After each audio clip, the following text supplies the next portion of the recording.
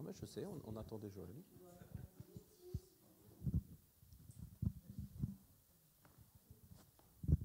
Voilà, je pense que tout le monde est là. Ah ben, c'est objectif atteint. J'avais dit 9 heures pour que tout le monde, pour qu'on soit tous à commencer à 9h30. Il est 28. Yeah. Ça va pas trop dur le samedi matin.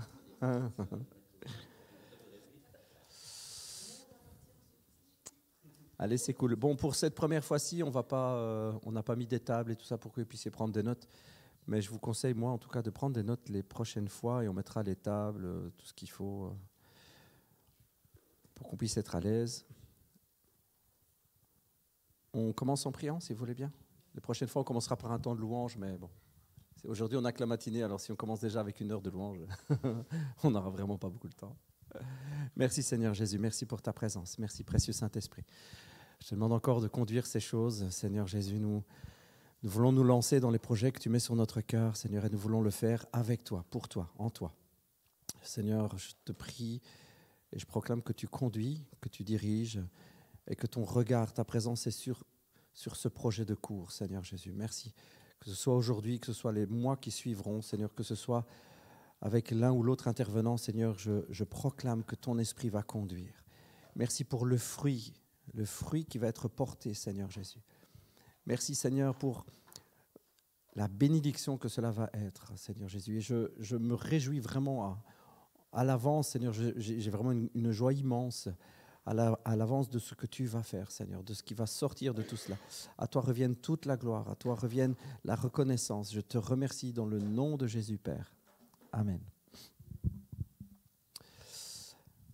Alors, bienvenue à cette première session, ce premier cours des ministères Vivea. On va le faire cool, ok? On va faire ça sous forme de cours. Donc, vous avez le droit à tout moment de lever la main, de dire « j'ai pas compris, j'aimerais poser une question ». Alors pourquoi Aujourd'hui, on va faire vraiment une introduction et une présentation de ce qu'on va faire, d'accord? Alors pourquoi des cours de ministère Vivea? Alors ça fait déjà vraiment une paire d'années, vraiment très très longtemps en arrière, qu'on a reçu sur notre cœur le projet. On a reçu vraiment cet appel de former des personnes. Alors je vous avoue que quand nous on avait reçu cette parole, il y a maintenant déjà au moins 7, 8 ans, 9 ans peut-être en arrière, quand on avait reçu cette parole, je m'étais vraiment posé la question, je ne vois vraiment pas pourquoi, je ne vois vraiment pas comment. Si vous remontez 7, 8 ans en arrière, Maria elle était déjà là, je pense, à l'époque. On n'était vraiment pas beaucoup et je ne voyais pas l'utilité. Et aujourd'hui, je la vois, l'utilité. Aujourd'hui, l'utilité, elle est là, je ressens le temps. C'est vraiment le temps et c'est le moment. Alors, vous êtes certainement d'accord avec moi sur le fait qu'on est dans une période où on va s'élargir, où Dieu va vraiment étendre. C'est le moment d'aller à l'extérieur, c'est le moment d'ouvrir, c'est le moment d'aller en mission, c'est le moment. Il y a un grand réveil qui arrive et je pense qu'on a besoin de formation et on a besoin surtout d'être aligné. L'appel qu'on a reçu, c'est d'ouvrir des églises, d'en ouvrir plein, un peu partout. Et donc l'idée, c'est qu'on soit aligné sur ce qu'on raconte, aligné sur la vision.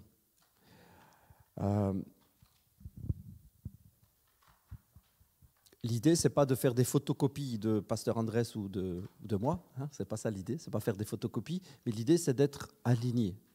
Parce qu'il y a un besoin énorme et il y a une bénédiction, ça c'est sûr, qui est préparée. Mais je suis certain que ce qui est important, c'est d'être aligné. Alors ça fait des années que le Saint-Esprit l'a déposé sur notre cœur, donc il faut savoir que ce cours répond à un appel, ça ne répond pas à une envie personnelle. Je ne me suis pas levé un matin en me disant « Oh, j'aimerais bien donner des cours ».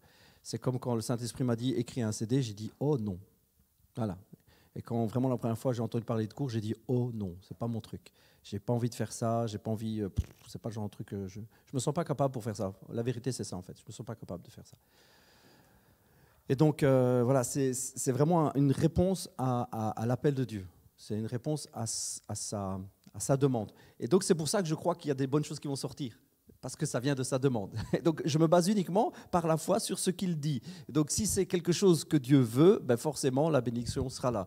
Si c'est lui qui appelle, vous êtes d'accord avec moi? Si c'est lui qui appelle, la bénédiction, elle suit. Peu importe comment ça se passe, peu importe si on est fort qualifié ou pas, Dieu nous aidera tout au long du chemin, Dieu bénira, parce que c'est ce qu'il a prévu. Aujourd'hui, je vais juste vous parler de 3 grands points rapidement, juste pour vous expliquer comment ça va se passer. Donc, je vais vous parler des déroulements des cours, comment les cours vont se dérouler. Je vais vous parler du contenu des cours, parce que c'est important aussi de savoir ce qu'on va voir. Je vais vous parler de qui ça concerne, donc pour qui sont les cours. Et à la fin, on va terminer avec un exercice et une préparation pour la fois prochaine. Et on va tout de suite se mettre en mode exercice, en mode pratique. On va tout de suite se mettre en mode cours. Il y aura donc un exercice pour la prochaine fois. Voilà. OK. Donc n'ayez pas peur d'interrompre et de poser des questions, de lever la main. Ce qu'on va faire, c'est chaque fois que quelqu'un a une question, il faudra la faire au micro. Andrés a déjà prévu le coup. On voit qu'il a l'habitude. Parce que les cours vont être enregistrés, d'accord ? On va enregistrer tous les cours, on ne les met pas sur le net. On va les garder que pour nous. On fera une chaîne YouTube, à mon avis, privée ou un truc comme ça, où Andrés pourra vous donner les accès. Donc, quelqu'un qui loupe un cours, qui veut réentendre, qui veut réfléchir à ce qui a été dit, pour aller le voir. OK ? Mais ce sera privé, ce sera que pour ceux qui y participent. Parce que j'imagine qu'il y en a peut-être qui vont ou changer d'avis, ou qui vont essayer de venir en plein milieu. Donc voilà, on va essayer de gérer ça, ça ne va pas être facile. Mais on va y aller, quoi. Je pense que le Free fait ça aussi. Hein. Il y en a qui peuvent l'intégrer en plein milieu ou des trucs comme ça, non ? Mais ils sont partis pour le cycle complet. Donc, bon, nous, on va voir comment on gère. À mon avis, bon, pas cette fois-ci, mais à mon avis, on va quand même travailler sur un système de présence. Qui est là, qui n'est pas là. Quel cours a été suivi, quel cours n'a pas été suivi. Pour qu'à la fin, on ait quand même un truc assez global. Et si on recommence, à mon avis, ce sera le cas, si on recommence une session ou l'année prochaine ou l'année d'après, eh bien, la personne sait quel cours elle a loupé, etc., peut le revoir, peut après y assister en direct si on en fait un deuxième, etc. Donc, on va essayer de faire ça au mieux. Alors, soyez conscients que c'est la première fois qu'on le fait, donc il y aura peut-être des petits couacs. Soyez indulgents, s'il vous plaît. Alors, le déroulement des cours. On va essayer de faire tous les cours le dernier samedi de chaque mois, mais ce n'est pas sûr. Parce qu'il y a déjà des personnes qui m'ont dit ça ne va pas aller avec mon horaire. Donc, ça va être compliqué.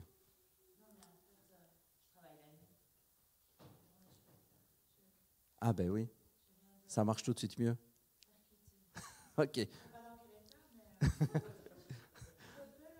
Je vais pas la faire. Bon, donc on va essayer de garder le dernier samedi de chaque mois. Alors, c'est plus facile dans l'agenda, on sait le prévoir super longtemps à l'avance. Si on a un changement, on essaie de le communiquer le plus tôt. À savoir qu'il y a un projet d'agenda en ligne et d'agenda partagé sur l'écran qu'il y a à l'entrée. Donc c'est Jean-Paul qui a cette charge-là. Je pense qu'il a déjà commencé parce que je lui ai envoyé des tas d'affaires. Donc on va voir à l'entrée un écran interactif avec plein d'infos, dont les agendas de toutes les activités de l'Église. Et donc vous pourrez aller faire tic-tic-tic et voir, tiens, le prochain cours c'est quand, est-ce qu'il a été déplacé ou pas. On essaiera de communiquer le mieux possible, mais il y aura ça aussi. Il faut le savoir, ce n'est pas encore fait, mais c'est lancé. L'idée est lancée, le projet est lancé. Le déroulement des cours, donc le dernier samedi de chaque mois. Alors on va essayer de ne pas faire des prêches. En tout cas, moi, je vais essayer à 100%. Je veux pas faire un prêche de plus. L'idée, c'est pas d'avoir un prêche en plus que le dimanche. Okay ? L'idée, c'est de vraiment faire ça sous forme de cours. Donc, je vais essayer un tas de fois de vous poser des questions. Je n'ai pas l'habitude, donc je vais essayer. Pasteur André, je pense qu'il a plus l'habitude que moi de faire ça. Mais pour moi, c'est nouveau, ça, de dire, qu'est-ce que tu en penses ? Tiens, est-ce que tu as un avis là-dessus ? Qui a des questions ? Donc, je vais essayer de faire ça. Je ne vous promets pas que ça va être nickel, mais on va s'améliorer avec le temps. OK ? Donc, les jeunes, soyez indulgents. Vraiment. Si vous avez des questions, si vous avez un avis, si vous avez un point que vous ne comprenez pas, il faut réagir directement et le dire. Okay ? On aura des invités aussi, régulièrement, sur des thèmes plus particuliers. On aura des invités. Et donc, ça sera ce sera du même topo. Hein, donc, l'invité viendra partager et c'est sous forme de cours. Oui, dis-moi. Alors, on commencera toujours à 9h30. Voilà. J'allais après vous expliquer comment on allait commencer, etc. J'en parle un peu plus loin sur le fait qu'on va toujours commencer avec de la louange, toujours. On prendra toujours un temps de louange et de prière avant. Après le temps de louange, ça on verra bien, mais à mon avis, on essaiera de ne pas être trop long. Mais on aura certainement une pause dans la matinée ou pas, puis on aura un petit break pour casser la croûte. Et puis après, j'ai pas du tout, on n'a pas d'heure de fin, dans le sens qu'on verra bien si on termine à 2 heures, on termine à 2 heures. Si on termine à 3 heures, on termine à 3 heures. D'accord ? On n'ira jamais beaucoup plus loin que 16 heures, à mon avis, parce que ça sert à rien d'être trop long. Mais voilà, si à 1 heure on a bouclé le truc, on prend un temps de prière et puis on y va. Ok ? Donc c'est pas qu'il faut absolument remplir une journée, que voilà, on a dit 3h30 chaque cours. On verra bien en fonction de l'invité, en fonction de celui qui. Voilà, vous savez, quand ce sera moi, ce sera plus court. Quand ce sera Pasteur Andrés, ce sera plus long. Ah, je rigole. Challenge pris. Ah. Challenge relevé. Donc voilà, l'horaire c'est ça, ok ? Il sera un peu flottant sur la fin de l'après-midi. Mais on n'essaiera pas de déborder trop longtemps dans l'après-midi. L'idée n'est pas de faire des journées jusqu'à 17h, qu'on en ait plein la tête. Ouais, ok. Alors les invités, ce seront des personnes vraiment qualifiées sur des thèmes particuliers. Avec Andrés, on a déjà parlé de ça, il y a des thèmes vraiment importants comme dans le leadership d'église ou dans le leadership d'un ministère ou d'un autre, l'abus d'autorité qu'on peut avoir sur quelqu'un. C'est des points sensibles, hyper importants, et ça va vraiment être des personnes qualifiées pour parler de ce genre de truc. Il n'y aura pas que ce thème-là. Mais le frère, par exemple, qui apporte ça, c'est un chrétien charismatique, mais c'est un psychiatre aussi. Donc, le gars, il sait de quoi il cause. Hein. J'ai oublié son nom, mais... Comment ? Rouir. Ah, il y a un R au bout, okay. C'est Jean Rouir. Moi, j'ai déjà rencontré plusieurs fois. La dernière fois, il m'a dit avec tes larmes plein les yeux, t'es trop beau, mchou. Voilà. Pour vous dire le personnage, il est tout gentil, tout plein. Il m'a fait t'es tout beau, mchou, avec tes larmes là. Soit. Et donc voilà, pour ce genre de cours-là, bien, on aura quelqu'un. Spécialement ce genre de cours-là, il faut être présent. Parce il faut savoir que ce genre de cours, nous, on va les payer. Le gars, il vient, on va le payer pour son job, ce qui est tout à fait logique. Il ne faut pas que ça choque quelqu'un, c'est normal. Le gars vient, donc on va le payer. Nous, les cours, on les veut gratuits, donc il n'y a rien à payer. Mais nous, on va payer le gars qui vient. Donc, c'est vraiment le genre de cours où il faut être présent. Parce que si justement cette fois-là, on est trop pélo, c'est un petit peu dommage. Même pour la personne, c'est quand même pas chouette de partager quelque chose devant une salle vide. Donc voilà, important donc d'être surtout présent, évidemment, quand il y a un invité. Je vous recommande de prendre des notes, d'accord ? Ne fût-ce que pour vous relire, pour y repenser, etc., etc. Pour pouvoir, pour le cours peut-être d'après, cogiter et reposer une question, etc. Donc moi, je vous conseille de prendre des notes. Ce n'est pas obligatoire, hein. On ne regardera pas si vous avez vos cahiers, si vous avez bien pris des notes, mais moi, je vous le conseille. Et je vous conseille de relire vos notes, ok ? Comme je le disais, on aura de temps en temps des demandes de travaux. Donc vous aurez de temps en temps des devoirs, pas trop souvent. Ce ne sera pas énorme, hein, pas de panique. Je sais qu'en plus, il y en a qui font d'autres formations, il y en a qui sont super pris. On est des adultes, on a des vies bien chargées, puis il y a des jeunes qui vont encore à l'école, c'est bien chargé aussi. Mais il y aura des petits travaux quand même, juste pour nous mettre un petit peu, vous savez, la pression de prendre ça au sérieux.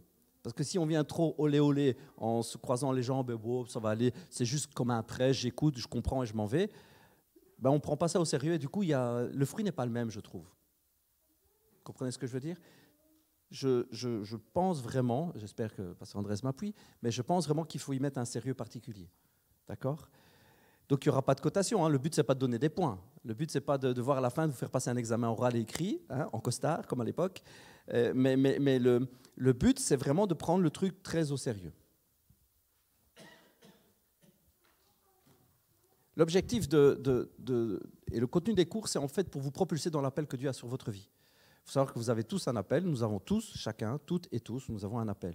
Alors, ce n'est pas un appel, évidemment, dans l'Église, souvent, il y a le défaut de penser que l'appel, c'est toujours prêcher ou l'idée un truc. Ce n'est pas que ça l'appel. L'appel, ça peut être, c'est multiple, et l'appel n'est pas toujours dans l'Église non plus. Il y en a beaucoup qui pensent appel, c'est dans l'Église. Mais bon, le genre de formation comme celle-ci, c'est pour propulser quelqu'un qui a un appel dans l'Église, à faire quelque chose dans l'Église, pour l'Église, etc. Donc le but, c'est vraiment de pousser en avant. Donc il faut prendre ça très au sérieux. Pour moi, il faut prendre ça vraiment très, très, très au sérieux. Alors, je réfléchis encore, c'est quelque chose que je dois parler encore avec Pasteur Andrés, à l'éventualité d'une attestation, d'un diplôme Vivea, d'une certification, de quelque chose, pour que, encore une fois, pour que ce soit pris au sérieux. Alors, ça ne sera reconnu que chez nous et que dans les églises Vivea, les futures églises Vivea. Hein, mais c'est pour mettre un point d'importance et pour arriver au bout de quelque chose. Vous comprenez l'idée? Quand on a une certification, on sait on est allé au bout, on a fait quelque chose et ça, je trouve que même psychologiquement, c'est important. J'imagine que ça pose de souci à personne d'avoir une certification à la fin avec un super cachet, la signature du ministre qui dit « Monsieur le Président déclare ici, aujourd'hui, en ce jour de l'an 2024, blablabla ». Je trouve que ça peut être bien, et c'est encourageant aussi. Quand on est arrivé au bout, on a quelque chose. Alors voilà, moi j'y réfléchis, je pense que c'est un bon plan, on verra quelle forme on fait. Mais c'est vraiment l'idée, c'est de valoriser, d'honorer le travail accompli. OK ? Donc je vous demande un maximum d'être assidu et d'être régulier, d'être investi le plus possible. Hein, je vous demande d'être engagé dans cette formation et de prendre ça avec beaucoup de sérieux. J'imagine que si vous êtes là, c'est que vous ressentez un appel à faire quelque chose. Ça doit brûler quelque part. Non ? Ne me dites pas qu'il y en a un qui est venu juste parce qu'il trouvait ça fun de se lever le tout un samedi matin de plus. Ouais, c'est cool, 9h, c'est génial. Oh, je serai là juste pour avoir un café. Non, dites-moi pas ça. Hein. Vous sentez un appel quand même. Vous voulez faire quelque chose. Vous voulez être investi. Alors, honnêtement, j'ai conscience, parce que je l'ai vécu moi-même, que répondre à un appel, ce n'est pas évident. Il y a toujours des moments de haut, mais il y a toujours des moments de bas. C'est clair. Et je pense même que dans une formation comme celle-là, le jour où celui qui a un appel de parole, on va lui dire « Ah ben pour la prochaine fois, tu nous prépares un petit quart d'heure sur l'épître aux Corinthiens », je pense qu'il y aura un petit moment de bas juste avant. Ça risque d'être un peu tendu, et puis on va être comme ça devant. Non, je ne sais pas, c'est la première fois que je fais ça. Donc, il y aura des hauts et des bas, ok ? Mais on est là pour vous soutenir, on est là pour vous propulser, on est là pour vous aider. J'aimerais, en fait, en résumé, j'aimerais vous épargner ce que j'ai connu. D'accord ? Et ce que j'ai un petit peu répété avec Pasteur Andrés, sans le vouloir. C'est-à-dire qu'un jour, moi, dans la communauté dans laquelle on était avec mes parents, hein, vous êtes quand même tous plus ou moins au courant, on a grandi vraiment dans une communauté. Moi, j'étais un petit bébé d'1 an quand mes parents sont venus à l'évangile, donc j'ai toujours connu les églises, etc. Et en fait, donc, je devais avoir 18 ans, entre 16 et 18 ans. Quand il y a une prophétie dans l'église, le pasteur qui donne une prophétie, « Mon fils Miguel, je te connais, blablabla, bla, bla, bla, à l'ancienne. Hein, » donc c'était les paroles à l'ancienne. Je n'ai pas de souci avec ça, hein, Dieu parle quand même, il n'y a pas de problème. Voilà, je t'invite maintenant à rejoindre la tête de l'église pour me servir, car... Blablabla. Personne ne savait ce qu'il y avait dans mon cœur, mais ça faisait déjà des années que dans mon cœur, je me faisais des prêches tout seul. Je prêchais à mon plafond le soir. Je faisais des rêves presque toutes les nuits où je prêchais devant des foules, mais vraiment des foules. Et cette idée me suivait la journée. J'y pensais tout le temps, en fait. C'était un truc de dingue. Et donc, ça répondait à un appel. Jusque-là, moi, je n'étais pas étonné. D'autres ont été étonnés qu'il y avait cette parole. Tiens, Miguel, ah bon, Miguel, un jeune comme ça. Mais moi, je n'étais pas étonné. Moi, je dis, ah, mais je le savais. Le stress, c'est que pas longtemps après, il m'a dit, bon, dimanche après-midi, c'est toi qui prêches. Il m'a dit ça le dimanche matin. OK ? Ça s'est passé comme ça. Je vous le dis comme ça. Je l'ai regardé, je dis, et je fais comment ? Bah, tu pries. Donc, c'était pas cool. C'était pas cool. Heureusement, parce que Dieu est bon. Hein. Dieu est vraiment bon. Hein. Je partage un truc le dimanche après-midi comme ça. Alors, ne me dites pas comment ça je ne sais pas comment j'ai fait pour tenir 1 heure, mais j'ai réussi à tenir 1 heure. Après, j'ai la tchatche facile, apparemment. Mais soit... Et heureusement, ce jour-là, quelqu'un est venu me trouver en me disant « Purée, ce matin, c'est ce que je demandais à Dieu en priant. » Ça m'a fait un de ces soulagements, parce que sinon, moi, je suis redescendu en me disant « Mais qu'est-ce que je viens de faire là ?» Ça ressemble à quoi ? Donc, je voudrais vous épargner ça. Sans le vouloir, je n'ai pas répété vraiment le même, mais un jour, je dis « Ouais, tu ne porterais pas un truc ?» Bon, il était adulte, grand, moi, j'étais jeune, c'est pas le même. Hein. Et puis, on était dans un petit format. On était vraiment en cellule de maison, donc c'est pas le même. Ce qui me semble, c'est quand on se réunissait chez toi, d'ailleurs à l'époque. Hein. Ah ben, chez toi, ouais. On faisait les deux. Hein. Donc c'était un groupe, on était une dizaine, c'était en intimité. En fait, ce qu'on va faire là, voilà, ceux qui auront un ministère de parole, eh bien, il faut s'exercer devant quelques personnes qu'on est, et devant 2 professeurs qui vont être durs et sévères. je voudrais vous éviter juste le fait de se retrouver devant une salle de personnes qui ont l'habitude d'entendre un prêche et qui se disent « Ah, c'est à nouveau? Ah ben, qu'est-ce qu'il va raconter ?» Et le stress à mort de « Je fais comment ?» C'est horrible. C'est horrible, mais c'est une école. Okay, moi, c'est mon chemin et je voudrais que vous épargniez ça.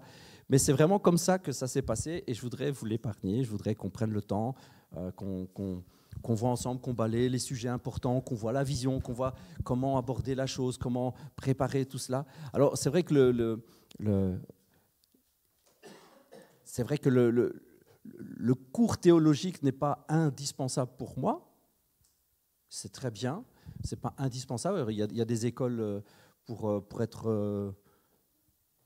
c'est master, c'est ça? C'est un master en théologie qu'ils font. C'est plus des gradués, enfin c'est master. Donc, bachelier, ouais, c'est ça, bachelier et master. Donc il y a des cours de théologie pour ceux qui veulent. Hein. Mais ça n'a rien à voir. Ici, nous, on ne veut pas vous bourrer la tête avec de la théologie, ce n'est pas du tout l'idée. Ici, c'est partager une vision et partager la manière dont on voit les choses et la manière dont on voudrait que ce soit apporté. Parce qu'on voudrait répéter, parce que c'est ce que Dieu nous a dit, répéter les églises Vivea et en mettre un peu partout. Et donc l'idée, c'est de partager vraiment ça, partager le feu qu'on a en nous, la manière dont on voit le truc, mais pas vous bourrer la tête de théologie. Okay ? Je ne suis pas contre, mais je pense que ce n'est pas indispensable. Par contre, avoir une vision partagée, pour moi, c'est indispensable. C'est vraiment indispensable. Il faut savoir que ce n'est pas quelque chose de nouveau, ce n'est pas quelque chose de « Oh, ça ne s'est jamais fait, ce n'est pas logique ». Vous savez, l'Ancien Testament nous parle par exemple des écoles des prophètes. Alors, ça ne ressort pas comme ça, il y en a plein qui ne le lisent pas comme ça, mais on nous parle par exemple que les fils des prophètes étaient ensemble avec un prophète en particulier. Hein, donc, il y avait les fils des prophètes avec un chef prophète, entre guillemets. Et ils étaient ensemble pour apprendre. Parce que c'est logique, en fait. Hein, et donc, ils avaient des lieux. Pour ceux qui connaissent un peu leur Bible, eh bien, on nous parle à certains moments, même que, par exemple, dans un moment de leur vie, l'endroit où ils sont est trop petit, donc ils veulent agrandir, par exemple. Il y a trop de monde, ils veulent agrandir, et donc ils vont avec Élie, ils coupent du bois, puis il y en a un qui perd le fer de sa hache. Les jeunes, ils se demandent de quoi je parle. Hein. Il perd le fer de sa hache. Et heureusement que le prophète était venu, parce que le prophète, il jette un bout de bois et le fer, il remonte à la surface. Magie, magie. Le fer remonte, donc vous avez le fer de la hache qui est tombé dans l'eau. Puis le gars, il dit « Ah, c'était une hache qu'on m'avait prêtée. Qu'est-ce que je vais faire? Qu'est-ce que je vais faire ?» Il dit « Amène-moi un bout de bois. » Il jette le bout de bois et le fer de la hache remonte, se colle au bout de bois. Il tend la main, il reprend. Top, hein? Et là, ça se passe ça. Et là, on nous dit que c'est justement les fils des prophètes qui disent aux prophètes « Le lieu où on est, il est trop petit. » Ce n'était pas une maison de vacances, en fait, c'était une école. C'était là où ils apprenaient ensemble à entendre la voix de Dieu, etc. Et donc, c'est normal. Comme nous, on est très portés sur la louange, ben, ce n'est pas quelque chose qu'on invente. Les prophètes, souvent, demandaient à quelqu'un de jouer de l'harpe ou de jouer de la musique pour que la présence de Dieu vienne. Et puis, alors qu'ils étaient là dans la présence de Dieu, pouf, ils avaient une parole qui venait. Donc, tout ça, c'est normal. On n'a rien inventé. On ne fait que faire comme les autres ont déjà fait. Et donc, voilà, on voudrait en tout cas équiper le mieux possible vos cœurs, pour vous propulser dans l'appel que Dieu a sur vous. OK? Ça, c'est super important. Donc, le déroulement des cours, voilà, ça va se passer essentiellement avec des partages de Pasteur Andrés et de moi-même. On aura les invités, comme je vous l'ai dit, pour des moments particuliers et des sujets vraiment particuliers. Mais sinon, la plupart des cours vont être donnés par Pasteur Andrés et par moi. OK? On essaiera de faire ça le plus cool, le plus sympa, le plus simple, sans se prendre trop la tête. Dans un format relax. D'accord? OK. Mais je vous dis déjà que moi, je ressens dans mon esprit, en tout cas, une très, très, très, très grande joie. Et j'ai une énorme attente de ces cours. Une énorme attente. Ça fait un moment que j'avais ça sur le bid. Je sentais vraiment qu'il fallait qu'on le fasse. Je sentais vraiment que c'était le moment. Et là, au retour de Madagascar, vraiment, le Saint-Esprit m'a dit, c'est maintenant, il faut le faire, il ne faut pas traîner. Et donc, je suis vraiment impatient de voir ce qui va sortir de tout ça. Je vous l'ai dit en commençant, mais je vous le répète, on commencera chaque cours par un moment de louange. Chaque cours sera commencé par un moment de louange, parce qu'on ne fait rien sans la présence du Saint-Esprit.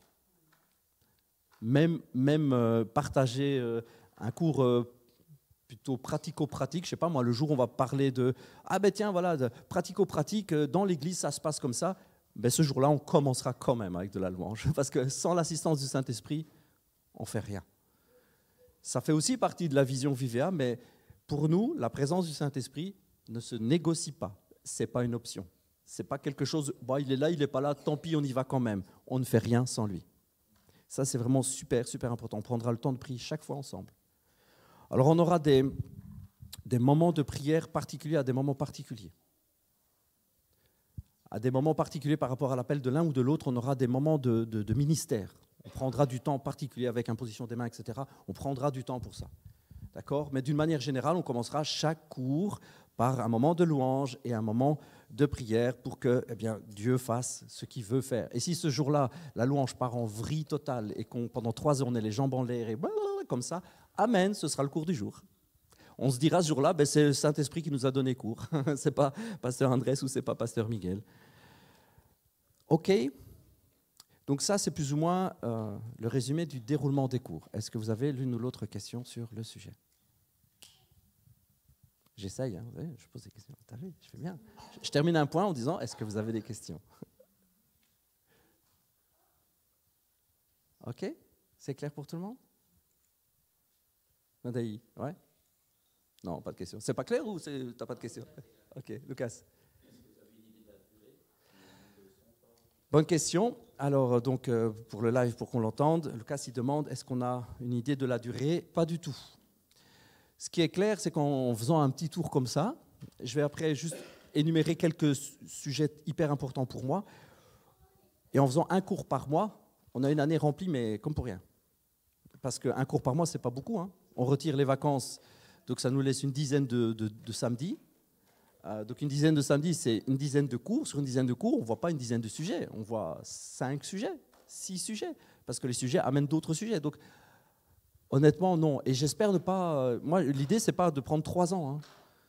Et d'ailleurs, en milieu de parcours, s'il y en a qui ont des ministères de parole, ils vont avoir des exercices le dimanche après-midi aussi. Hein. Rapidos. Parce que l'idée, c'est que voilà, on s'y mette rapidement au travail. D'accord ? Mais sinon, non. À mon avis, comme pour rien, on va se retrouver en juin. Mais ça, c'est vraiment comme pour rien. On aura le temps à peine d'entamer des trucs.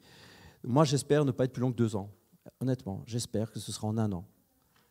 Et après, si on doit passer à plus de cours, on verra. Si on essaie de doubler les cours ou aller plus vite, on verra. On verra. Une autre question par rapport au contenu des cours, au déroulement des cours. Alors, le contenu des cours, d'une manière globale, on va parcourir les points de vision et de doctrine qui nous sont chers. OK ? Parce que la doctrine, il en faut quand même. Tout le monde comprend le mot doctrine ? Non ? Voilà, doctrine. Les points de doctrine, c'est les points de théologie essentiels sur lesquels s'appuie notre foi, s'appuie notre vie chrétienne. D'accord ? Il y a des points de doctrine, par exemple, le baptême, c'est un point de doctrine. Tu vois ? Là, dans le jargon chrétien, on parle de la doctrine des baptêmes. D'accord ? Et ça fait partie des choses hyper importantes. Donc, nous, on croit au baptême par immersion, par exemple. Dans d'autres groupes chrétiens, parfois, ils ne pratiquent pas le baptême, etc., etc. Donc, pour nous, il y a des points quand même essentiels sur lesquels on va se mettre d'accord. Parce qu'il ne faudrait pas qu'on ait une église Vivea en Thaïlande, hein, qu'un missionnaire de vous est parti ouvrir là-bas. Vas-y, béni, puis lui dit, non, mais chez Vivea, les baptêmes, ce n'est pas trop notre truc. Si, c'est notre truc. Donc, il y aura quand même des points de doctrine. On va parcourir des points essentiels. On ne va pas refaire toute la Bible. Je vous conseille de la lire et de la relire et de la relire et de la manger quotidiennement. Mais on ne va pas refaire tous les points. On va voir les points essentiels. Ceux qui brûlent sur notre cœur, par exemple la guérison pour les malades. Voilà, ça, c'est un point qui nous... Le baptême du Saint-Esprit, la présence de Dieu, le parler en langue, je sais pas moi, le retour de Jésus. C'est basico-basique, hein, mais il y a des choses qu'on doit être d'accord de la manière dont on les aborde, de la manière dont on les partage. Parce que parfois, vous savez, un petit détail sur un point de doctrine change énormément. Si pour nous... prends un exemple particulier. Hein. Si pour nous, je ne sais pas moi, si vous rencontrez quelqu'un et que vous parlez sur un point de doctrine et que vous dites, oui, bon, c'est vrai, Dieu nous aime moins quand on pêche, ça peut être un petit détail, mais c'est hyper important pour nous. Ça, c'est un point de doctrine pour nous qui n'est pas vrai. Enfin, qui n'est pas vrai. Nous ne partageons pas ce point-là. Dieu nous aime autant qu'on pêche ou qu'on ne pêche pas. Et ça, c'est important. Voyez. Donc, si on discute ou vous êtes là quelque part, vous enseignez, parce que vous avez l'étiquette Vivea et que vous enseignez quelque part, vous avez partagé, vous rendez témoignage, vous évangélisez, et puis vous dites ça, les gens qui vous entendent, après, ça vous regarde si vous croyez ça. OK, mais si vous le partagez avec l'étiquette Vivea, le truc, c'est que les gens vont entendre et dire, OK, donc l'église Vivea, elle partage ça, elle pense ça. Donc, c'est important qu'on soit aligné. Vous êtes OK avec ça? Vraiment aligner les points de doctrine essentiels. Et le but, c'est de partager la vision, de partager ce qui brûle en nous, ce que Dieu a déposé sur notre cœur, sur mon cœur, ce qui fait qu'on est ou pas avec cette vision Vivea. C'est hyper important.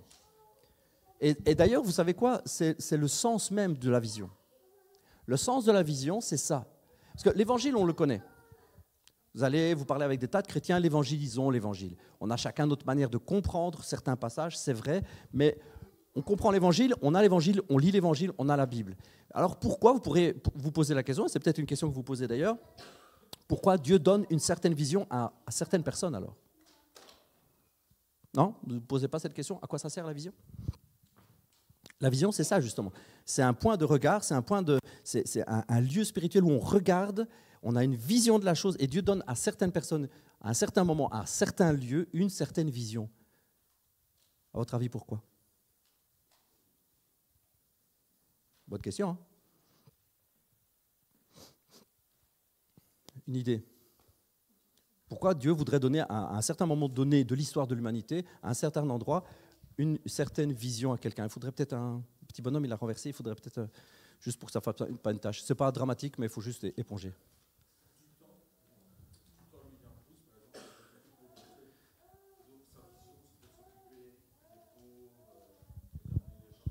On va essayer de prendre le micro à chaque fois. Comme ça, les gens qui regarderont, ils entendront.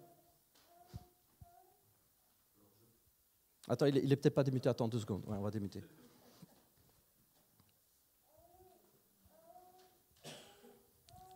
Voilà. 1, 2, 1, 2. 1, 2, 1. OK.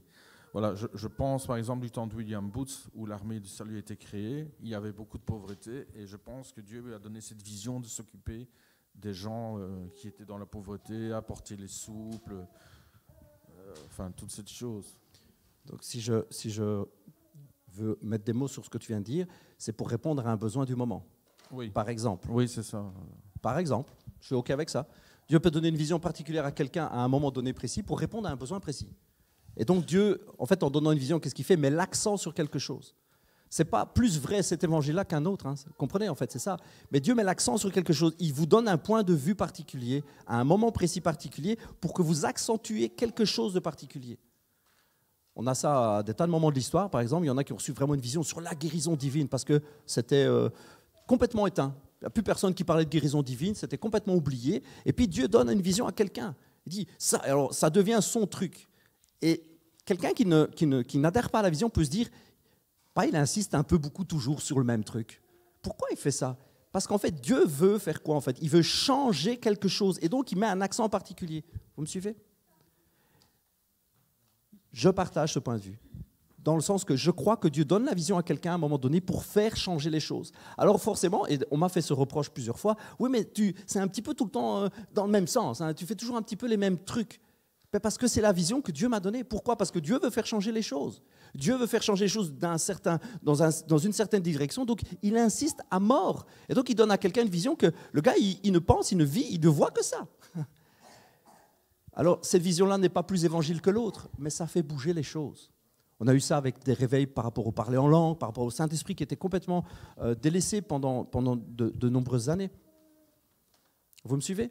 Et donc l'idée... Pourquoi nous, on a une vision particulière? On a reçu vraiment une vision. Il y a des points, on le verra ensemble, hein, sur la grâce, sur la manière de recevoir l'amour de Dieu, etc., qui sont parfois, pour certains, un peu exagérés. Et je comprends, j'entends. Quand on me le dit ça, des fois, j'entends. Mais c'est ça, la vision. Pour pouvoir changer de direction, il faut parfois pousser bien fort. Vous imaginez un paquebot là, avec toute son inertie qui est parti. Si l'église est un paquebot qui se balade tranquillou, là, comme ça, parce que c'est un petit peu endormi avec les années, et il avance tranquillou. Pour le faire changer de direction, il faut pousser fort. Hein. L'inertie du truc. Et puis tu as un pélo qui a une vision, et il pousse à mort, et puis il dit poussez avec moi. Ça prend du temps. Et le gars, il va faire que pousser. À un moment, on dit ouais, mais il pousse toujours un petit peu de la même. Mais oui, mais il faut changer le cap. Et puis après quelques années, parce que tout s'est mis en mouvement dans une autre direction, après on corrige encore, et un autre aura une vision peut-être un peu plus pointue sur autre chose, et Dieu change les directions au fur et à mesure. Okay? Ça ne remet pas en question l'évangile, hein, mais ça donne une perspective particulière. Vous me suivez? Est-ce que quelqu'un a une autre idée ou quelque chose à partager par rapport à ça? Parce que c'est important. L'idée de vision, c'est important. Ça ne remet pas en cause l'évangile, mais ça nous fait changer un peu de direction parfois. Ça remet en...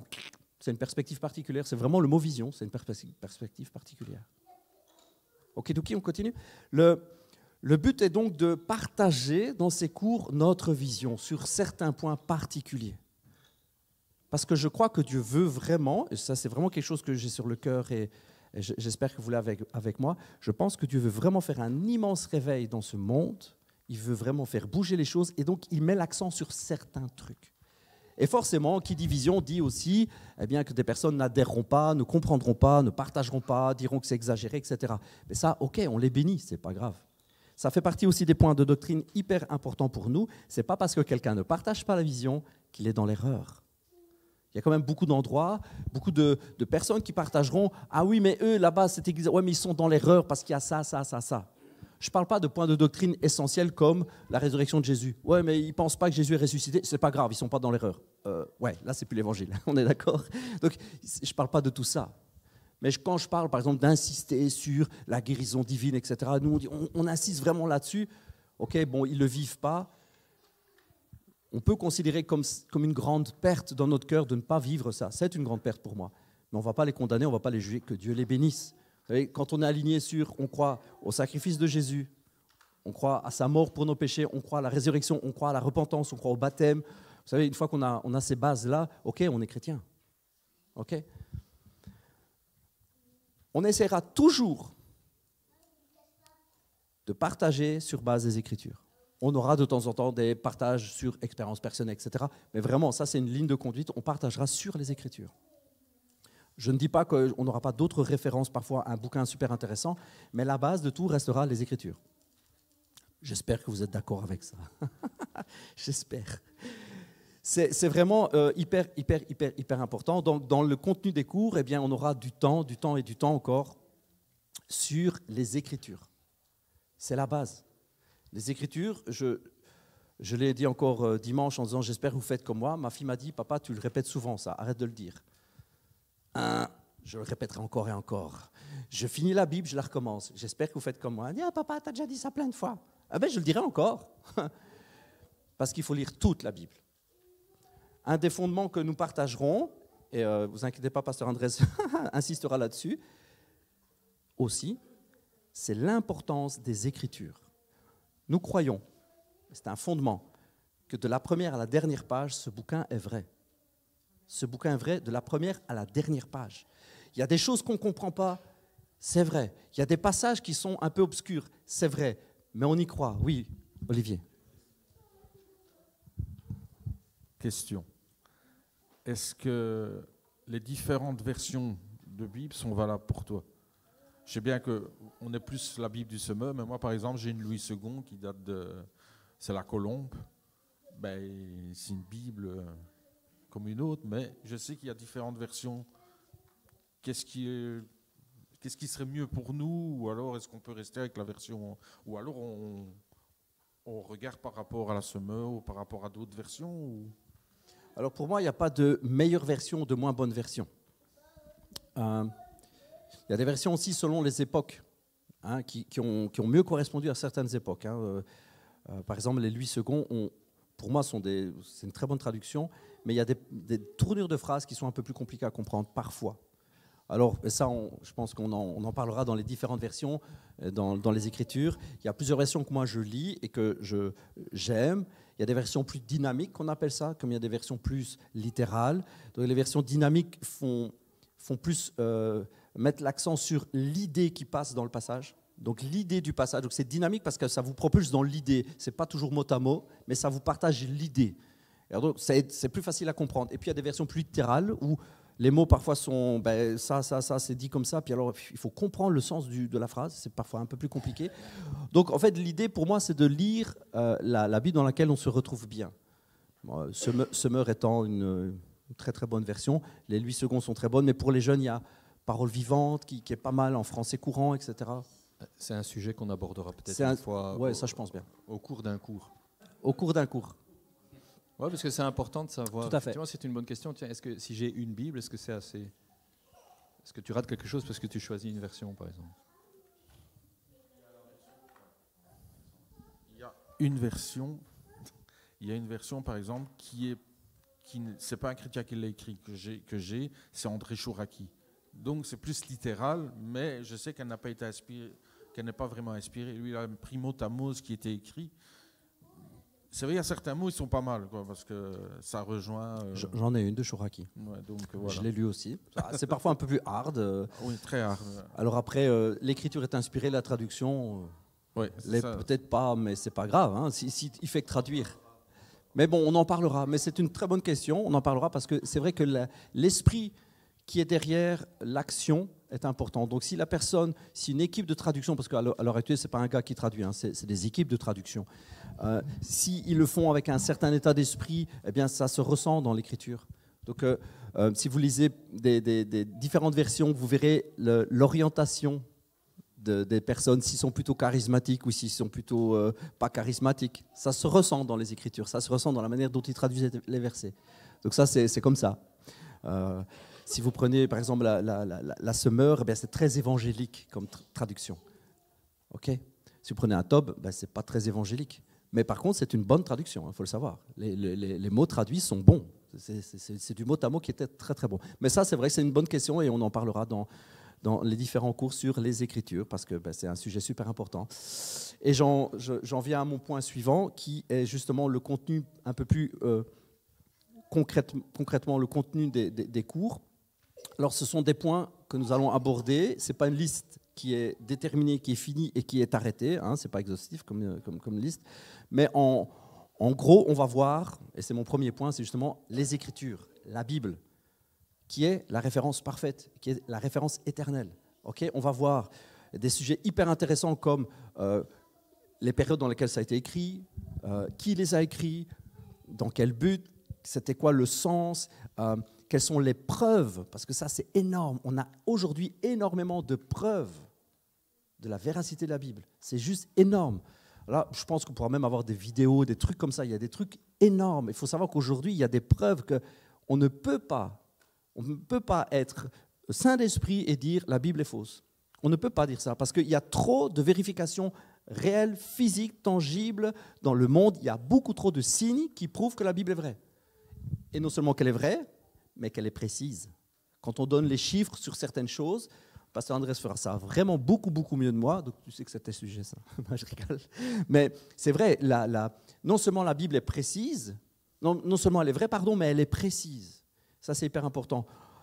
Donc on verra les Écritures, comment la lire, quelle version, etc., comment l'utiliser. C'est juste extraordinaire. C'est le meilleur bouquin qui existe au monde, de toute façon.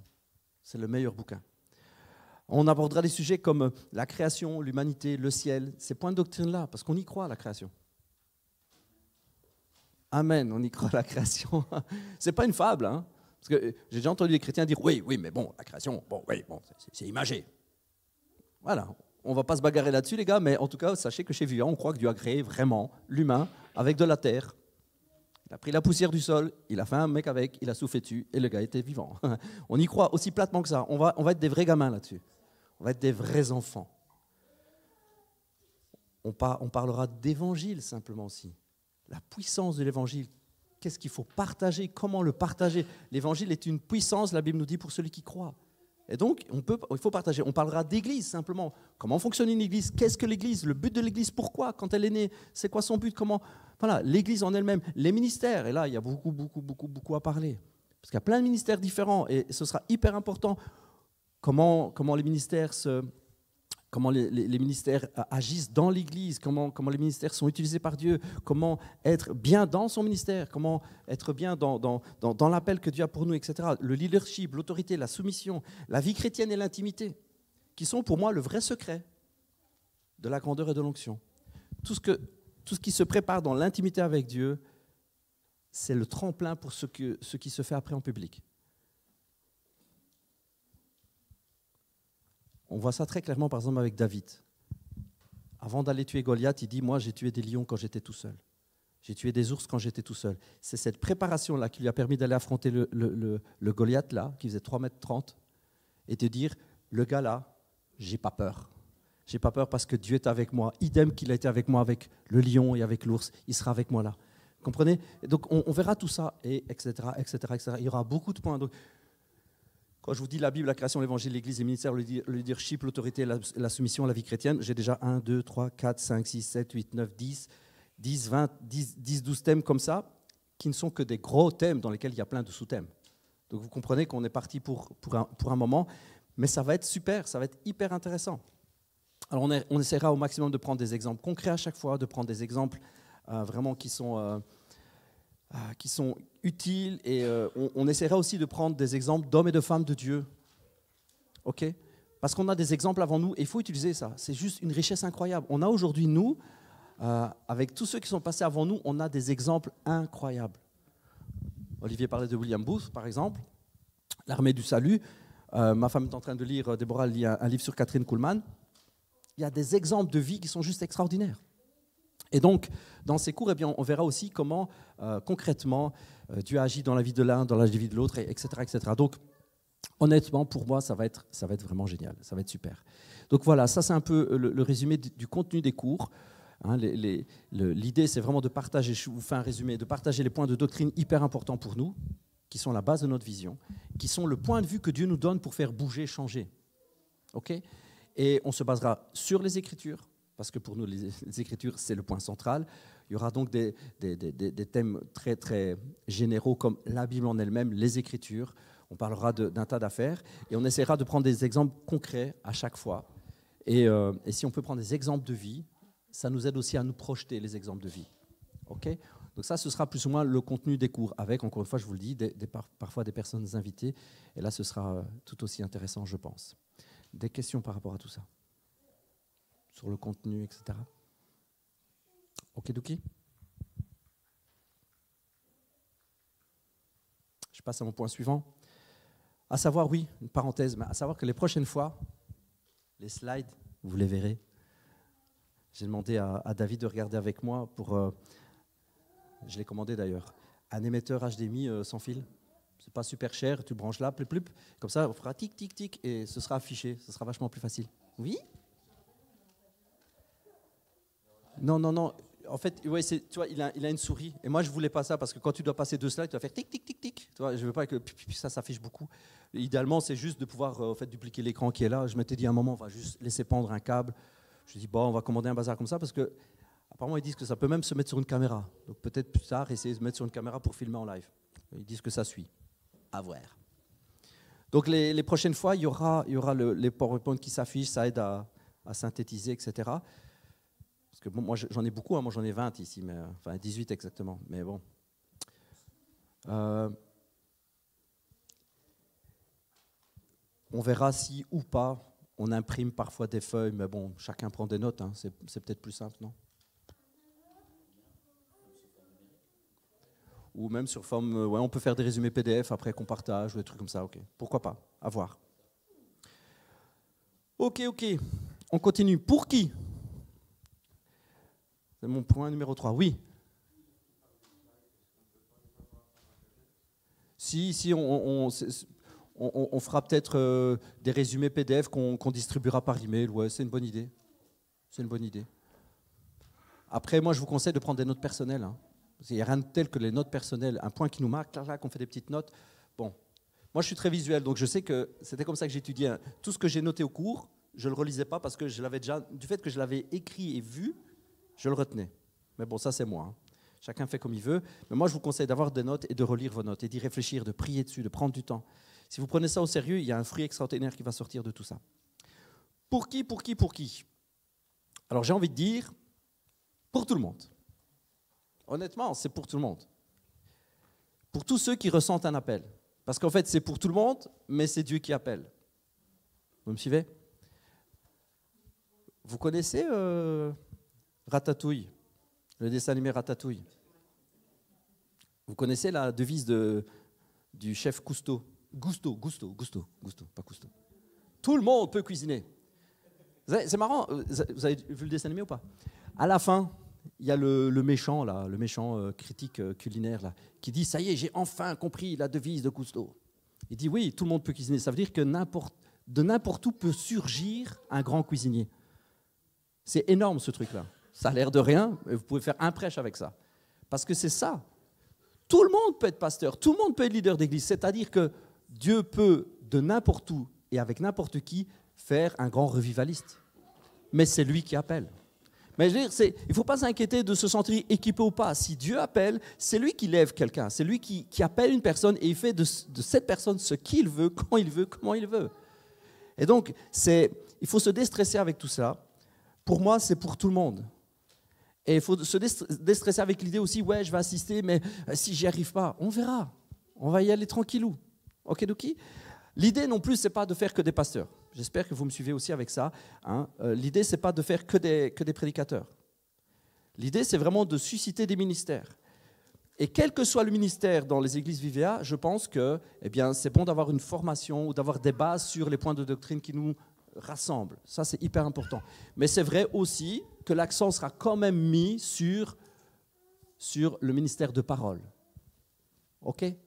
Avec des exercices pratiques sur le ministère de parole. Mais je pense qu'on fera aussi, ça, je ne l'ai pas encore dit à Pasteur Andrés, mais je l'ai ressenti très très fort en préparant, on fera aussi des exercices comme ça sur les ministères et les appels prophétiques. Parce que je pense que ça, c'est hyper important aussi de pouvoir s'exercer là-dessus. Donc ceux qui ressentent un appel vraiment à porter un ministère prophétique, des paroles prophétiques, on fera aussi des exercices là-dessus. Et sans doute, on devra incorporer, je ne sais pas voir si c'est un invité ou pas, mais je ne sais pas si tu en as connu, toi, des invités là-dessus. On essaiera de trouver peut-être des invités sur vraiment la parole prophétique. Parce que pour moi, c'est quelque chose qu'on n'exerce pas assez dans l'Église. Et ce n'est pas évident, ça doit aussi se faire dans un cadre de sécurité. Ça. La parole prophétique, c'est quelque chose qu'on doit exercer, qu'on doit rechercher, mais il y a aussi des bases hyper importantes à avoir là-dessus. Et donc, c'est vrai que l'accent sera quand même un peu mis sur les ministères de parole, mais il n'y a pas que ça. Il n'y a pas que ça. On essaiera de passer sur tous les ministères. Et donc, peu importe l'appel que vous ressentez dans votre cœur, peu importe ce que vous ressentez de faire, si vous voulez exercer un ministère ou un autre, si vous voulez sentir un appel à travailler, entre guillemets, pour Dieu, c'est cool, il faut être là. Même si vous sentez que vous n'êtes jamais appelé à prêcher en tant que tel, peu importe, c'est super d'être là. Si vous sentez vraiment un appel à travailler, quel que soit cet appel, quel que soit ce travail que Dieu met sur votre cœur, si c'est au sein de l'Église et pour servir l'Église, c'est bon que vous soyez là. OK ? Parce que pour moi, c'est hyper important. C'est vraiment, vraiment hyper important. J'ai hâte. J'ai hâte, surtout dans un sens. Alors, j'espère choquer personne, mais j'ai hâte. J'ai hâte qu'on ait enfin des ministères féminins. J'ai hâte. J'ai hâte parce que je crois que là, il y a quelque chose qui manque chez nous. Ça manque et j'ai hâte qu'il y ait des ministères de parole qui sortent du côté féminin. J'ai aucun souci, moi, personnellement, avec les ministères féminins. Je sais qu'il y en a qui ont des soucis. J'ai encore entendu une étude sur le sujet qui était hyper intéressante sur comment, et on prendra les passages qu'il faut quand on en parlera, comment expliquer le fait ou pas que des femmes peuvent prêcher. C'est hyper intéressant parce que, vous savez quoi, moi, je suis tout à fait de façon d'accord avec, je suis pour et j'ai même envie qu'on en ait chez nous à Vivea. J'ai vraiment hâte que Dieu suscite ces ministères-là et que ces ministères-là commencent à travailler pour lui. J'ai hâte de ça et on verra pratiquement que oui, Dieu utilise des femmes. Amen, heureusement. Vous êtes rassurés, les sœurs? Vous êtes rassurés?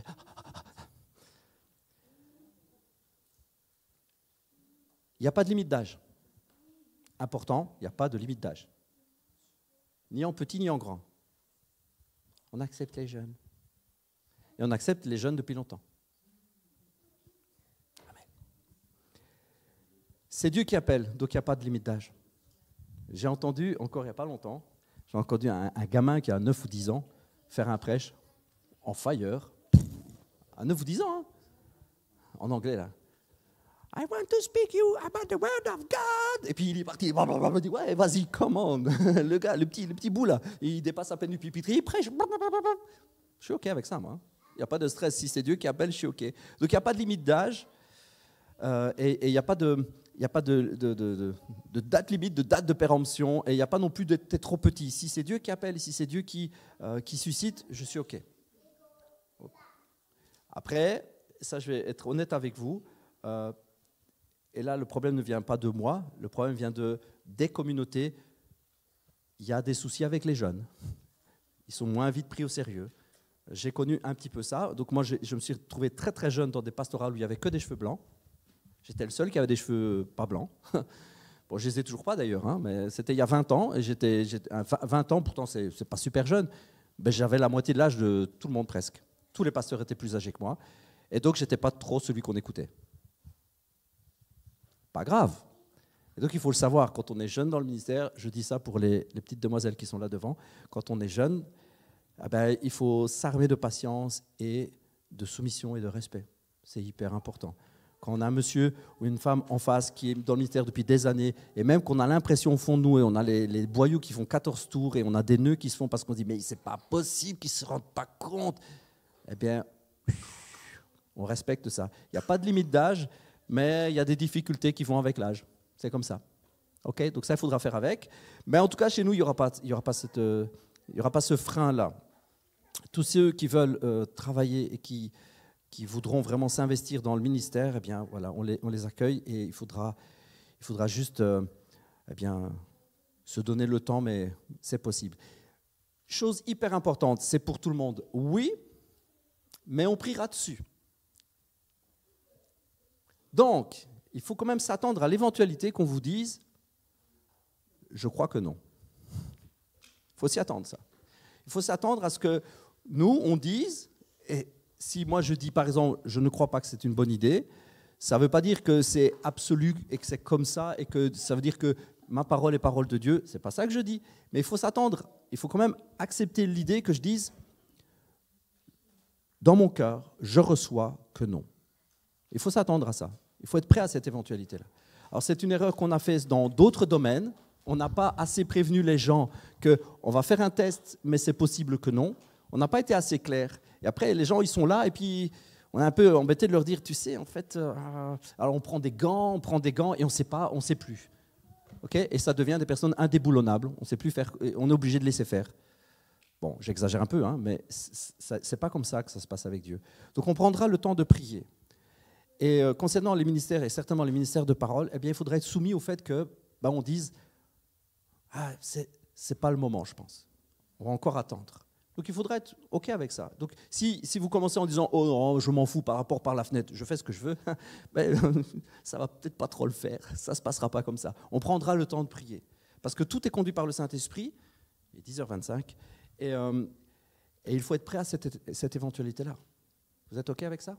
Ça pose de problème à personne.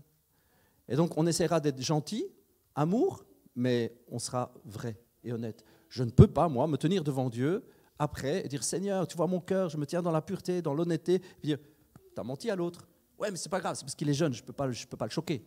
Je ne peux pas faire ça. Comprenez ? Jeune, pas jeune, hein, j'ai dit ça comme ça. Mais donc, il faudra se préparer à cette éventualité-là. Mais on mettra personne dehors. C'est pas parce qu'on dit à quelqu'un, tu sais, franchement, je ne crois pas que tu as le ministère de parole. En tout cas, pas pour le moment. C'est pas pour ça que, ok, je claque la porte, je me taille, je ne viendrai plus. Continue à suivre les cours. No problemo. Qui sait ce que Dieu fera après? Ok. Hyper important aussi, ici, on a même eu dans les autres années des paroles, etc., et qu'en fait, on ne l'a jamais fait, et puis sachez que Dieu ne se repent pas des paroles qu'il donne. Donc, si Dieu t'a appelé il y a 10 ans à faire un truc et qu'en fait, tu as fait des hauts et des bas, ou s'il y a 3 ans, il t'a appelé, tu as fait des hauts et des bas, c'est pas grave. Hop, je rebobine. C'est grave, mais peu importe. Je me corrige hein, sur ce genre de... Je dis souvent à ma fille, je dis trop souvent, c'est pas grave. Alors qu'en fait, il y a des trucs super graves. Mais je veux dire par là, peu importe. Dieu ne se repent pas, et donc c'est toujours le bon moment. Pour le moment de suivre la formation, et c'est toujours le bon moment de lui faire confiance, etc. Mais je m'y engage personnellement, et je suis sûr que Pasteur Andrés fera la même chose. On s'engage à être honnête et transparent. On vous dira vraiment ce qu'on a sur le cœur. Oui. D'âge civil, on est bien d'accord. Moi, je veux te demander par rapport à l'âge spirituel. Ouais. Enfin, tu vois où je veux en venir. Ouais, ok. Très bonne question. Très bonne question parce qu'on a même des points là, on a des points précis dont nous parle Paul. Hein, on en parlera aussi. Il nous dit par exemple de ne pas propulser trop vite quelqu'un. Hein, quelqu'un qui est jeune dans la foi, il ne faut pas trop vite le propulser parce que simplement il se prend un mur. C'est juste de la logique implacable. Et donc on prendra le temps aussi pour ça. Mais en même temps, tout cela va avec les prières, avec ce que le Saint-Esprit met sur le cœur, etc. Et puis on verra dans 1 an, on verra dans 2 ans, tu vois. Le concret de Paul, c'est vraiment des jeunes convertis qui prendraient la direction d'une église seule, par exemple. Tu vois, il dit non, faut pas. Tu prends pas un gars qui s'est converti il y a 1 an et tu le mets responsable de l'église et puis tu te tailles. Tu peux pas faire ça parce que ça court à la catastrophe. Quand c'est encadré, peu importe. Quand c'est encadré, il n'y a pas de souci. On est là, tu vois. Je sais pas, moi je prends ton cas. Tu es jeune dans la foi. Ouais, ça fait déjà 1 an. Voilà. Tu es jeune dans la foi. Bon, mettons dans X temps, je sais pas. Tu partages quelque chose, on est là, tu vois. Dès qu'on voit un danger, dès qu'on voit quelque chose, on est là. Et donc, c'est un cadre sécurisé, tu n'es pas balancé seul. Tu vois, l'idée, c'est ça. On ne peut pas balancer seul quelqu'un. Mais sinon, il n'y a pas de limite. Moi, je suis là parce que vraiment, j'ai envie d'apprendre et j'ai envie de découvrir. Et c'est plutôt dans cette optique-là que moi, je viens, mais pas... Je ne me vois pas à ta place, pas du tout. J'entends bien. Mais c'est vraiment... Mais voilà, du coup, comme on parle d'année civile, bah, j'ai 33 ans, je ne suis pas une petite jeune, je suis pas... mais ça n'a rien à voir sur l'âge spirituel, quoi. Tout à fait. Très bonne remarque. De toute façon, tu es là pour apprendre et c'est un très bon endroit pour apprendre. C'est parfait. Et donc là, il n'y a pas de limite. Pour juste apprendre, il n'y a aucune limite. Je dirais au plus tôt, au mieux. Et après, on verra. Le reste, on verra. Tout ça se fera sous la conduite du Saint-Esprit. Tant qu'on est sur ce sujet, une autre question ? Quelqu'un d'autre ? Une remarque ou une demande ? Juste un point. Simple. Hein. La maturité spirituelle ne se mesure pas en année civile. Non plus. Il y a des gens qui sont 20 ans dans l'église, ils sont toujours des bébés spirituels. Il y en a qui arrivent en 6 mois et ils ont dit, mais ils ont tout compris, quoi. Voilà. Exact. Exact. Très bonne remarque.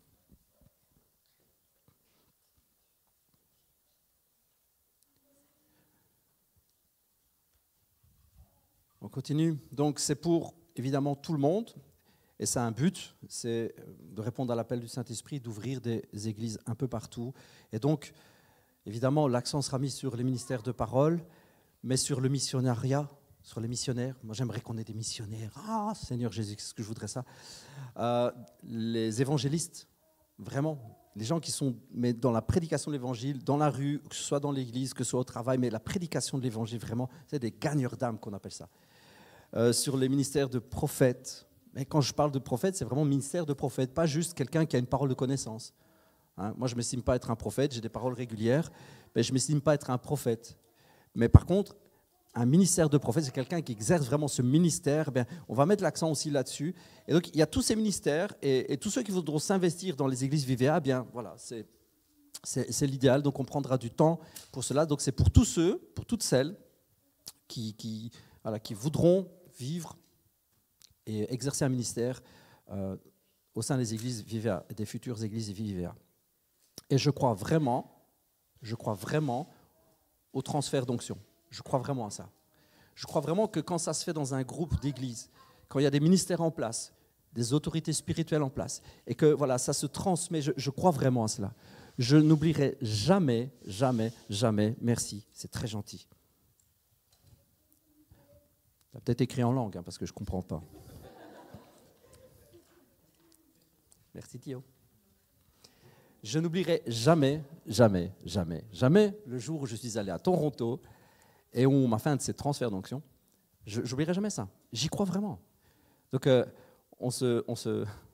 avec Pasteur Andrés, David et moi, on se tape Toronto pour un week-end. Pour un week-end, c'est-à-dire qu'on a atterri le vendredi, on a redécollé de là-bas le dimanche après-midi. Je ne vous dis pas la fatigue. On a assisté à la première réunion au soir, le vendredi, avec le décalage. Pour nous, c'était 3h ou 4h du mat. C'était comme ça. Mais là, c'était 8h du soir, donc il n'y avait pas de souci. Il y avait réunion. On est arrivé à la première réunion, on était comme ça, on venait de se taper 11h ou je ne sais plus combien d'heures d'avion. Mais je n'oublierai jamais. On arrive un dimanche matin, donc on allait parce qu'il y avait une matinée, ils appelaient ça une matinée prophétique. Et donc on pouvait aller et demander des paroles de prophétie, des paroles de connaissance, et puis il y avait un temps de prière pour chacun. C'était des petits groupes. Moi, j'avais un groupe de 3 personnes, donc il y avait 2 hommes et une femme. Tout se passait en anglais, évidemment, hein, parce que c'était à Toronto, donc c'est côté anglophone du Canada, c'est pas le Québec. Mais j'oublierai jamais ce jour-là. J'arrive là, et puis je me souviens, bon, ça commence en anglais, et puis ils demandent toujours de se présenter. Ils enregistrent ce qu'ils disent pour que ce ne soit pas des paroles en l'air, donc ils enregistrent. Et puis ils me disent juste, qu'est-ce que vous voulez ? Et moi, dans un anglais parfait, je réponds « I just want the fire of revival ». Je veux juste le feu du réveil. Je veux juste ça, moi. Moi, je veux juste le feu du réveil. Et là, il prie à 3 pour moi. Et je vous assure, je crois au transfert d'onction. C'est un truc de ma boule. Il prie pour moi. Et puis, il prie pendant un moment, il prie en langue et tout. Et puis, le gars, il dit juste un moment « Le feu du réveil de cette maison d'il y a 20 et des ans est maintenant sur toi. » Je ne suis pas revenu le même, ça, je peux vous le dire. Je crois à ça. Je crois au transfert d'onction. Je crois que ce jour-là, ils ont allumé un feu en moi. Je me suis demandé quoi. Alors, ça ne se voyait peut-être pas physiquement, mais dans ma tête, mais... Transfert d'onction. Je me souviens de cette parole. Le feu du réveil de cette maison est maintenant sur toi. Et quand il a dit ça, la tête explose. Et donc, je crois à ça. On aura ces moments-là. Et je crois que si on le fait là, sous le couvert de notre ministère, si on le fait comme ça, si on prie ici, je crois qu'il y a quelque chose qui se passe, vraiment. Et je crois que le feu, moi par exemple, que j'ai reçu à Toronto, je crois que si je prie pour qu'on se dise, ce feu que j'ai reçu, je crois qu'il passe, de main à main. C'est le feu, quoi. Ça passe de paille en paille, quoi. Et le feu embrasse toute une forêt. Donc j'y crois. Et donc c'est pour tout le monde, mais c'est Dieu qui appelle. Mais Dieu appelle et puis Dieu place dans certaines communautés, sous certains ministères, pour que ce feu se propage. Et donc on aura ces moments-là de transfert d'onction, on aura des moments de parole, des moments de ministère. On aura vraiment ces moments-là et je peux vous dire que ça change vraiment tout. Et donc on aura ces temps prévus. Donc c'est pour tout le monde, mais c'est quand même Dieu qui décide après. Comprenez l'idée? C'est un petit peu ça que je veux vous dire. C'est pour tout le monde peut participer. Il faut s'attendre quand même à recevoir un moment je crois que non. Le pasteur Andrés me disait qu'il faut éviter de dire je ressens. C'est ça que tu m'as dit l'autre jour. Je ressens parce que ça pense ça. Donc je crois. Il faut être plus. Donc il faudra être. J'apprends encore.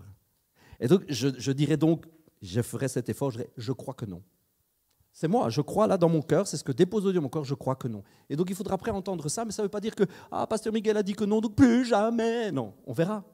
En tout cas, voilà, je vous dirai ce que je pense et on priera pour qu'il y ait quelque chose de fort qui se passe. J'espère que vous croyez à cela, que vous croyez au transfert d'onction, parce que ça fera aussi partie, enfin ça fait beaucoup de sujets, mais ça fera partie des sujets aussi qu'on partagera. Ok, donc c'est pour tout le monde, mais on laissera Dieu aux commandes. Ok ? Je crois vraiment au manteau, ce qu'on appelle dans le jargon chrétien, le manteau d'autorité. Je crois à ça. Je n'oublierai jamais non plus le jour où j'étais à Bethel, parce que j'ai beaucoup voyagé. J'étais à Bethel aux États-Unis, j'étais en train de visiter l'église de Bill Johnson, et puis il y a un gars qui prie, et puis pendant qu'on prie, il s'arrête, il dit « Je vois un manteau d'or qui descend ».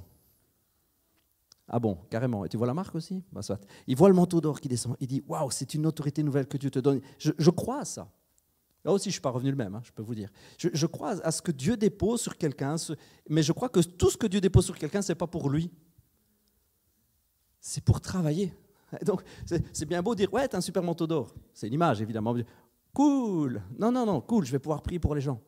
Je vais pouvoir transmettre ça. Et donc, voilà, j'insiste un peu sur le fait, mais je crois que si on le fait correctement et qu'on le fait vraiment dans cet état d'esprit, si on le fait comme ça, je crois qu'il y a un feu qui va se propager.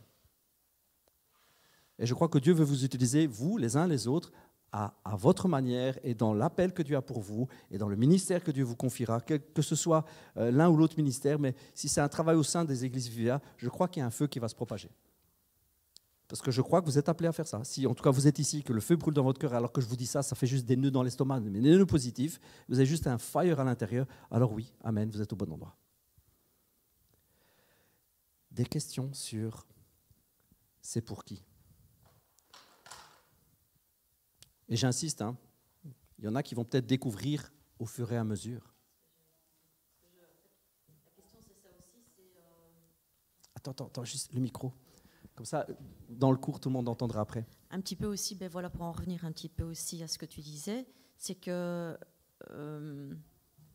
comment savoir quand c'est un appel ou quand c'est juste le Saint-Esprit qui t'utilise. Donc ça, c'est déjà un point. Donc... merci pour ces études parce que forcément, je pense que ça nous, voilà, on pourra être guidé et on pourra peut-être être moins dans l'erreur et plus vraiment dans la vérité. Mais aussi découvrir peut-être que voilà exactement, on s'attend pas à un truc et voilà, et c'est la grande question, comment savoir et comment débroussailler dans tout ça. Oui, ok, vous serez là et vous nous dirigerez et merci. Mais voilà, après nous aussi, on doit, dans notre cœur, c'est sûr. Des fois, c'est un peu l'explosion et ça part un peu. Voilà. On part Éviter de parfois partir dans tous les sens. Ok, ouais, j'entends bien. Très très bonne remarque encore une fois, très bonne question. C'est pour ça qu'on prendra du temps et que mon point numéro 4, on va peut-être juste faire une pause pipi avant, mais mon point numéro 4 c'est exercice. L'exercice d'aujourd'hui va être basé là-dessus. Donc on va prendre vraiment du temps dans la prière pour ça. Et, je ne connais pas de meilleure direction que celle du Saint-Esprit. Il n'y a pas mieux. Donc on va prévoir des temps de prière au fur et à mesure des sujets abordés, mais vous serez vraiment amené à prier à la maison beaucoup là-dessus, et à beaucoup chercher ce que Dieu veut. Et pas plus tard que cette semaine, un chrétien, mardi, me pose la question, « Ouais, j'ai une question, pasteur, voilà, j'ai besoin d'une réponse, je veux savoir si c'est oui ou si c'est non. » En résumé, hein, je ne vous dis pas. Et ma réponse l'a peut-être un peu perturbé, parce que je dis, eh ben, on ne va pas demander si c'est oui, si c'est non. Parce qu'en fait, des fois, on est tellement focalisé sur je veux une réponse, je veux une réponse, je veux une réponse, qu'en fait, on part dans tous les sens, on ne sait pas quoi. Je dis, tu sais quoi? On va juste prier ensemble, et tu vas prier à la maison, et tu ne vas plus y penser. Tu vas dire, Seigneur, je te remets le sujet, tu me conduis, et tu n'y penses plus. Et tu fais exprès de ne plus y penser pendant des jours entiers. Lui, il ne voyait pas pourquoi je lui disais ça, mais en fait, moi, ce que je voulais, c'est qu'il fasse taire tous ces sujets dans toute sa tête. Il y a un moment, tu en as trop dans tous les sens. Et donc, ça, c'est un exercice tout simple. Hein. Mais je dis qu'on va prier. Donc, je prie avec lui, puis je dis, voilà, maintenant, à la maison, tu n'y penses plus. Et en fait, le but, c'est de faire tout taire. Et puis, à un moment donné, il y a quelque chose qui va germer plus fort que les autres. Il y a quelque chose qui va ressortir. Puis, ça va revenir tout seul. Parce que quand tu y penses tout le temps, ben, tu tires sur tout ce qui bouge. Hein. Et donc voilà, on va prendre ce genre de temps-là, mais il faudra prendre du temps aussi de silence, du temps où, Seigneur, tu conduis ma vie. Ça s'apprend, hein. C'est pas évident. Moi, j'apprends encore tous les jours à écouter la voix du Saint-Esprit. Je veux dire, c'est pas si facile. Hein. Et on le verra, hein, parce que c'est vraiment hyper intéressant. Mais comment gérer les erreurs, les fois où on tire à côté, où on donne une parole et qu'elle n'est pas, semble-t-il, vraie, ou qu'elle n'est pas... C'est toujours perturbant, tous ces trucs-là, mais c'est hyper intéressant de gérer tout ça. C'est hyper intéressant. Encore mardi, pour ceux qui étaient là, j'ai dit aux frères qui passaient, j'ai dit, ah tiens, t'es pas venu avec une question? Il fait, non, pas vraiment. Je le rattrape après. Hein. Entre deux trucs, je le rattrape. En fait, si, mais il faut parfois juste gérer ça. Mais avec l'habitude, on finit par savoir que si, mais j'ai peut-être pas formulé comme il faut. Ou j'étais peut-être juste un peu à côté, donc j'ai dit, en fait, ça concerne ça, ça, ça, comme ça, comme ça. Ah ouais, alors si. Donc on apprendra à gérer, à comprendre et à entendre la voix de Dieu. C'est hyper intéressant. Enfin, ça vous intéresse quand même, non? C'est super intéressant de comprendre, d'entendre la voix de Dieu, c'est vraiment extraordinaire. Mais c'est tout un sujet, hein. C'est tout un sujet. Mais une des plus belles choses, c'est de toute façon de faire des exercices, d'apprendre, d'être là avec des frères et sœurs qui nous soutiennent, qui nous encouragent, etc., etc. OK? Une autre question par rapport au pour qui ou comment bien savoir? Donc pas de stress, hein. On va y aller ensemble, on va marcher ensemble. Je vous disais tout à l'heure, mais c'est vrai, moi je ne veux pas répéter ce que j'ai connu. Vous balancez comme ça dans la nature en disant, tiens, ça ne te dit pas d'aller ouvrir une œuvre à Madagascar, non? Allez hop, on ouvre une église, là, allez vas-y, bon, tu parles d'évangile, hein, tu parles de l'amour de Dieu, ça va d'aller tout seul. Il y en a beaucoup encore qui font comme ça. Ça, c'est le meilleur pour passer je vous assure, de passer des soirées. Alors, ça a le bon côté, on passe beaucoup de soirées à genoux. On use ses genoux, on demande beaucoup à Dieu de l'aide. Là, on est vraiment sous sa providence, sous son action. On est vraiment, Seigneur, je dépends de toi, qu'est-ce que je vais raconter demain? Je ne l'ai jamais fait. Ok, on ne fera pas ça. On prendra vraiment du temps. Ok, Douki? Je vous propose juste une petite pause si vous devez faire un petit pipi ou prendre un petit café si vous voulez. Et après, on passe aux exercices. Et si, entre-temps, vous avez une question qui vous vient, bien, on prend juste 5-10 minutes, ça vous va? Et après, on passe à un exercice pratique.